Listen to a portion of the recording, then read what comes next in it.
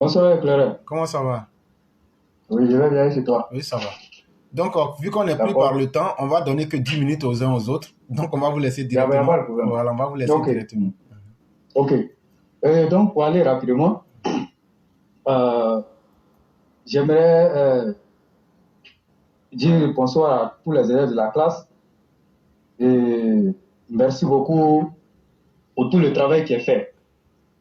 Et moi, je vais le prononcer sur l'organisation de la CAN et puis parler aussi des éléphants et puis parler de l'aspect sécuritaire.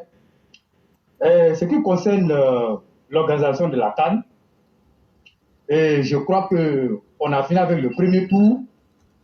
Toutes les équipes qualifiées pour les huitièmes de finale sont connues. Et les huitièmes de finale démarrent dès demain à 17 h. Mais ce qu'il convient de noter, c'est qu'on peut dire avec satisfaction que nous avons réussi l'organisation de la CAN. Et puisqu'on a eu le premier tour qui s'est bien passé, il n'y a pas eu d'incident majeur où on peut dire que cet incident-là a quand même eu un impact négatif sur la CAN. À l'exception des chamailleries que nous faisons sur les réseaux sociaux, et je crois que tout s'est bien passé. Mais tout s'est bien passé, mais ce n'est pas de la magie, c'est parce qu'il y a un travail qui a été fait. Et ce travail qui a été fait n'est que l'œuvre du gouvernement ivoirien qui s'est mis à la tâche pour nous donner cette belle compétition. Maintenant, puisque les gens avaient donné, comment on appelle, cette canne-là, ils avaient prédit le malheur pour cette canne, pour l'organisation, mais Dieu merci, aujourd'hui, eux tous, ils sont en train de constater que la canne est une réussite. Et le plan qui avait été concocté par l'opposition, mais je peux vous dire que euh, les pays qui sont venus en Côte d'Ivoire, et ce sont ces pays-là, aujourd'hui, qui nous ont aidés à mettre en déroute cette opposition. Pourquoi moi je le dis? Et la campagne de dénigrement qui avait été lancée par l'opposition, et vous avez vu au niveau des cyberactivistes ici en Côte d'Ivoire, je vais parler surtout des cybermilitants, nous avons pris notre bâton de pèlerin et nous avons mené la campagne. Mais derrière ça, il y a aussi les autres pays qui sont venus en Côte d'Ivoire, qui ont vu la qualité des infrastructures, qui ont vu le travail qui a été abattu. Ils ont compris que, et cette canne-là, il y a eu tellement du sérieux dedans qu'il faut commencer à faire la promotion de la Côte d'Ivoire hors même du pays. C'est ainsi que vous avez vu certains cyberactivistes du Maroc, de l'Algérie, un peu partout, à l'exception des cyberactivistes du Cameroun qui étaient venus uniquement que pour dénigrer la Côte d'Ivoire. Mais quand nous avons des cyberactivistes qui ne sont pas ivoiriens, qui font la promotion de cette canne-là, qui disent que c'est la meilleure canne, qui félicitent le gouvernement ivoirien et qui invitent les autres à faire autant. Mais je crois que nous avons gagné cette bataille-là. Raison pour laquelle je vous dis, et quand l'opposition a vu ça, l'opposition a vite compris que c'était une peine perdue. C'est en cela que vous avez vu Lucien Balé est sorti pour dire que si on veut les regarder, on va gâter la canne. Donc on ne va pas les regarder, on va se mettre ensemble et puis on va faire la canne. Mais comme ils ont vu que ça ne pouvait pas marcher, ils sortent avec des communications, mais en même temps qu'ils sortent pour dire ça, ils ont encore d'autres plans derrière ça. Et ça, leur communication, c'était fait pour berner les esprits, pour nous mettre en déroute, et puis rester en bas pour pouvoir concocter les plans pour déstabiliser la Côte d'Ivoire. À l'intérieur du pays, il y a eu beaucoup d'arrestations. On ne va pas rentrer dans les détails, mais sachez que cette canne-là, elle est sécurisée. Et il n'y aura rien qui va entacher le bon déroulement de cette canne. Donc, il est important de faire cette communication-là pour dire aux gens que tous ceux qui sont tapis dans l'ombre, en train de concocter des plans pour déstabiliser la Côte d'Ivoire, en profitant de cette canne-là, parce que pour eux, on est tous concentrés sur la canne, au point d'oublier même la sécurité du pays. Mais qu'ils se trompent. Et c'est là qu'ils vont comprendre que la canne même a fait qu'on a redoublé d'efforts et on a redoublé de vigilance. Donc voilà pourquoi vous voyez jusqu'à présent, tout se passe très bien. Donc c'est le lieu de saluer nos autorités sécuritaires, de saluer le ministre de la Défense, de saluer Vagondo Diomandé, ainsi que tous les soldats de rang, jusqu'aux officiers. Vous êtes tous salués pour le travail remarquable que vous avez fait. Grâce à vous, les Ivoiriens dorment tranquilles. Grâce à vous, les Ivoiriens se déplacent aujourd'hui pour rallier les différents stades. Et je vous dis, au niveau des différents stades, et quand vous arrivez et que vous-même vous voyez le dispositif sécuritaire qui est déployé, vous pouvez comprendre que la Côte d'Ivoire n'est pas un pays de plaisanterie. La Côte d'Ivoire n'est pas un pays, comme on appelle, à la tête de qui on a un plaisantin. La Côte d'Ivoire est un pays sérieux. Voilà pourquoi nous avons aussi un président sérieux, des institutions très sérieuses qui travaillent pour le bien-être des Ivoiriens. Et tous les étrangers qui sont venus ici, et ceux même qui sont éliminés et qui sont répartis, ils sont répartis avec le bon nom de la Côte d'Ivoire, avec la bonne organisation qui a été mise en place. Donc vraiment, franchement, on va dire merci. Comme on est pris par le temps, je ne pourrais pas aller, je ne pourrais pas tout développer, sinon il y a beaucoup de choses que j'allais dire, mais je vais m'arrêter là pour dire merci. Maintenant, ce qui concerne le match Côte d'Ivoire-Guinée équatoriale, la honte nationale que nous avons essuyée, après le match, vous avez dû voir, il y a, comme on appelle, il y a des... du côté d'Abobo, et les vitres ont été cassées, et vraiment, ça n'a pas été une bonne image pour la Côte d'Ivoire. Et ça aussi, voilà un objectif que l'opposition voulait atteindre. Mais je peux vous dire avec certitude que les bus qui ont été caillassés, les vitres qui ont été cassées, ce ne sont pas des Ivoiriens qui l'ont fait. Je ne dis pas qu'il n'y a pas eu d'Ivoiriens là-dedans, mais la majorité de ceux qui ont cassé les bus, ce sont les petits Maliens qui vivent en Côte d'Ivoire, les Guinéens, les Burkinabés, ce sont eux qui ont cassé les bus. Parce que c'est la continuité. Il faut tout casser pour qu'on soit au même pied d'égalité. Et beaucoup ont été pris aujourd'hui qui sont en train, comme on appelle, de croupir dans les centres de détention. Et nous demandons à l'État de Côte d'Ivoire, aux autorités sécuritaires, d'aller plus loin et de les sanctionner lourdement. Ils ne doivent plus recouvrer comme on appelle, la liberté, parce que un autobus de la Sotra, ce n'est pas moins de 100 millions. Mais quand on vient, on casse ça. Parce qu'on a perdu. Et donc voilà pourquoi nous disons aux supporters des éléphants, certes nous sommes fâchés, on peut exprimer notre colère autrement, mais pas de s'attaquer aux édifices de l'État. Ces autobus-là que nous empruntons tous les jours pour rallier les différentes communes comme on appelle d'Abidjan, il faut qu'on sache raison garder et que la canne va passer, mais on aura toujours, comme on appelle, cette envie-là de nous déplacer, soit aller voir des amis, mais comment on le fait? Si nous n'avons pas de véhicule personnel, on est obligé d'emprunter le transport en commun.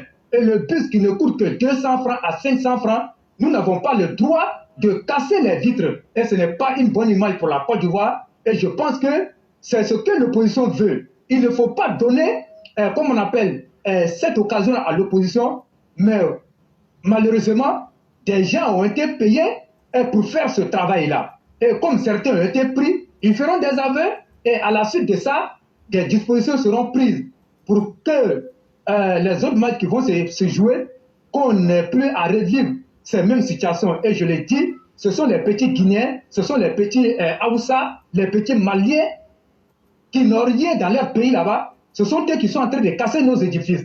Mais qui a prêté le flanc? Mais c'est nous-mêmes qui avons prêté le flanc, mais il faut qu'on sache raison garder. Donc, j'aimerais me prononcer sur ça et puis m'arrêter là. Maintenant, l'élimination des éléphants de Côte d'Ivoire, comme on appelle, le match qu'on a joué avec la Guinée équatoriale, et je pense qu'on a tous vu ce qui s'est passé. Mais, moi, je vais dire le cas de Jean-Louis Cassé. Quand on a voulu faire la sélection d'un entraîneur, il y a d'abord, oui, ce qu'on a appelé l'appel à candidature. Le président de la FIB, Idriss Diallo, a lancé un appel à candidature. Mais cet appel à candidature-là a enregistré beaucoup de dossiers. Mais à l'arrivée, je vais sauter des étapes. À l'arrivée, qu'est-ce qu'on nous a fait croire? On nous a dit tous ceux qui ont postulé, aucun dossier ne rentrait dans les critères que la FIB a établis. Mais je précise aussi que Jean-Luc Gasset n'a pas postulé. Jean-Luc Gasset n'a pas postulé. Mais quand on fait un appel à candidature, et qu'après on vient dire que les dossiers ne remplissent pas les conditions, mais il y a au moins des critères que certains dossiers répondent. Mais quand c'est comme ça, on prend dans ces dossiers-là celui qui est proche des critères et on les sélectionne.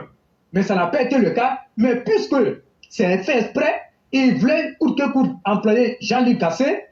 Voilà pourquoi ils ont dit que aucun des dossiers ne remplissait les conditions. Sinon, je vous dis c'est faux. Et donc, on va sélectionner Jean-Luc Gasset comment?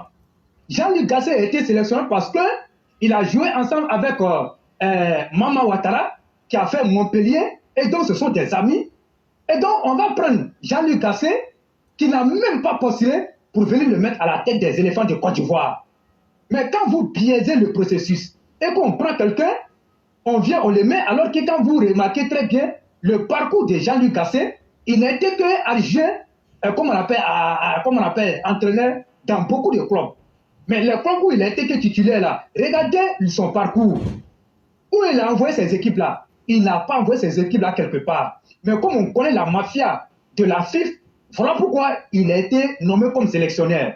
Mais en conférence de presse, les journalistes sportifs, les sachants du football, qui connaissent très bien Jean-Luc Gasset, ont voulu savoir quelles étaient les motivations, bien les critères sur lesquels Jean-Luc Gasset a été nommé comme sélectionneur des éléphants de Côte d'Ivoire. Mais on a vu la réponse d'Idriss Diallo. Moi, je n'ai rien contre lui, mais il faut reconnaître que ce président, il est très arrogant. Idriss Diallo est très arrogant. Dans ses propos, il a blessé les journalistes. Et il a allé contre tout le monde pour dire que lui, il assume son choix. Mais pourquoi il vient limoger Jean-Luc Gasset?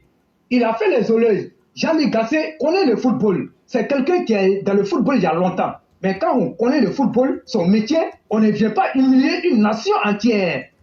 Et la première responsabilité incombe à Idriss Diallo et son comité exécutif de la FIF. Moi, je le dis et je pèse bien mes mots. Je ne suis pas en train de le dénigrer, mais les faits sont devant nous ici. Quel Ivoirien digne qui peut accepter ce qu'Idriss Diallo nous a donné? Qui peut accepter ça? Est-ce qu'Idriss Diallo a pensé aux milliards qui ont été engloutis dans les infrastructures pour venir nous envoyer un jardinier paysagiste? Ce vieux jardinier, qu'est-ce qu'il pourrait apporter à la sélection? Il faut qu'on le dise. Parce que ce que les gens ne savent pas, le football de 1960 n'est plus le football de 2024. Le football moderne a besoin d'un entraîneur moderne qui s'adapte à la réalité du football. Mais Idriss Diallo a balayé du revers de la main, il a insulté les journalistes, il a humilié les journalistes et puis il l'a fait. Mais vous avez vu, Armand Gourou, qui est le directeur exécutif de la FIF, je vais parler du journaliste Martial Gourou. Martial Gourou est le petit frère du directeur exécutif de la FIF. Voilà pourquoi vous voyez dans toutes ces interventions, il ne fait qu'aller contre la vérité. Il ne fait que défendre Idriss Diallo. Quand bien même qu'on a été humilié, il est le seul à dire que c'est bon. Il est le seul à dire que la faute incombe aux joueurs. On ne peut pas, comme on appelle, départir la responsabilité des joueurs dans cette fuite-là, mais nous disons que Idriss Diallo et, comme on appelle, Jean-Luc Gasset sont les premiers responsables. C'est lui qui l'a employé, et Jean-Luc Gasset, qui n'a aucune lecture du jeu, qui n'a pas de vision du jeu, nous a fait couler, comme on appelle, au stade Pimpé. Mais quand on voit ça, c'est le lieu de dire aux gens que la FIB n'est la chasse gardée de personne. Il faut que ceux qui sont à la tête de la FIB là prennent en compte les opinions des uns et des autres. Et c'est à ce seul titre-là que nous pouvons faire quelque chose. Sinon, la Côte d'Ivoire ne mérite pas ça.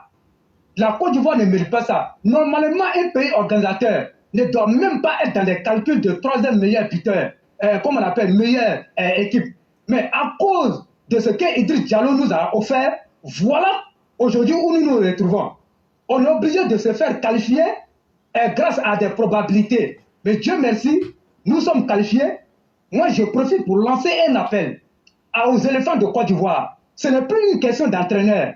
Vous-même, quand vous voyez la situation, vous avez endeuillé la population. À cause de vous, il y a eu des morts. À cause de vous, il y a eu des blessés. Des gens sont tombés de crises cardiaques parce que nous aimons notre patrie. Personne ne peut montrer, comment on appelle sa patrie avec la main gauche. On est fiers d'être ivoiriens. Mais si vous n'avez pas l'amour de la Côte d'Ivoire, vous n'avez pas l'amour du maillot, dès maintenant, d'imposer notre maillot et rentrer, aller jouer dans vos clubs. On n'acceptera plus jamais cette humiliation. Vous savez combien de fois le président a souffert de cette défaite-là? Même si c'est un père, comment on appelle, il est devant la nation. Il ne peut pas exprimer comme nous l'exprimons, mais le président a été touché au plus profond de son âme. Est-ce que vous avez pensé à ça? Le vice-président vous a rendu service. Le premier ministre vous a rendu service. Mais au lendemain, qu'est-ce que vous avez fait? Vous avez honni la population. Vous nous avez, comment on appelle, exposé à la face du monde. Mais qu'est-ce que ça veut dire? Moi, je dis, la Côte d'Ivoire, là, mérite d'être respectée. Il faut respecter les institutions de la République. Il faut respecter les Ivoiriens. Nous aimons notre équipe nationale. Mais il y a la manière de perdre. On a perdu des matchs. À l'époque, comme on appelle, de la sélection dorée, ce qu'on a appelé la génération dorée, on a perdu des matchs. Mais on en était fiers. Parce qu'on a perdu avec dignité. Ils ont mouillé le maillot. Mais qu'avez-vous fait? Qu'avez-vous fait depuis la compétition, le début de la compétition? On regarde, comment on appelle, le match d'ouverture.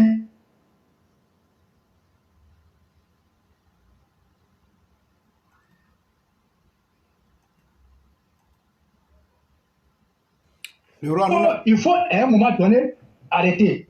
Et donc moi, je vais terminer éclairé pour dire, comme on n'est plus par le temps, il y a beaucoup de choses que moi je vais dire. J'ai retrouvé ma santé, on va mener le combat. Et Sundiata m'a devancé sur l'autre sujet. Je ne vais plus revenir dessus, mais je dis,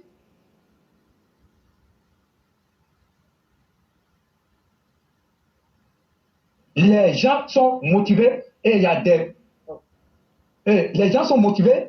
Il y a, comme on appelle, des tournées de sensibilisation qui sont en cours dans la commune d'Abobo. Et ça, je vais revenir un autre jour sur cet aspect-là. Mais le RHDP n'a pas baissé les bras, comme les gens pensent qu'on est dans la canne et qu'on peut passer entre les mailles du filet, qu'ils se trompent. Bonne soirée à chacun. Merci. Vraiment, merci beaucoup, le roi du printemps. Merci pour tout ce que tu as dit. Ceux qui pensent que les bras sont baissés là, faites ce que vous avez à faire. Mais ceux qu'on arrête là, eux, ils savent dans quoi ils sont aujourd'hui. Si vous voulez essayer, c'est que vous voulez essayer. Je ne vais pas donner avec précision, comme tu le sais, certaines informations. Mais allez à Boaké, renseignez-vous à Sokra. Ça, je m'arrête là. Renseignez-vous aussi dans d'autres quartiers. Vous comprendrez. Et hier, j'ai donné des détails ici. Je ne vais pas revenir dessus, sans Pedro et autres. Amusez-vous. Mais quand on va vous prendre là, vous allez lire l'heure. Et vous n'allez pas échapper. Et donc, maintenons la cadence. Tant qu'on est avec le président Ouattara, on ne se laissera pas distraire. Vraiment, merci beaucoup, le roi du printemps. On va vous souhaiter une excellente soirée. Et tu as menti aux gens, il faut répéter. Tu dis, comme je suis guéri maintenant. Toi, tu es sûr que tu es guéri. Non, ça va. Ça va par rapport aux autres jours. Voilà, donc il faut dire que comme ça va maintenant, il ne faut pas dire que tu es guéri. Donc, ça va. Continue de prendre soin de toi-même et demain, vous aurez l'occasion de parler. Ça, je peux te l'assurer. Vraiment, merci beaucoup. Ok, merci beaucoup et puis bonne soirée à chacun. Merci beaucoup.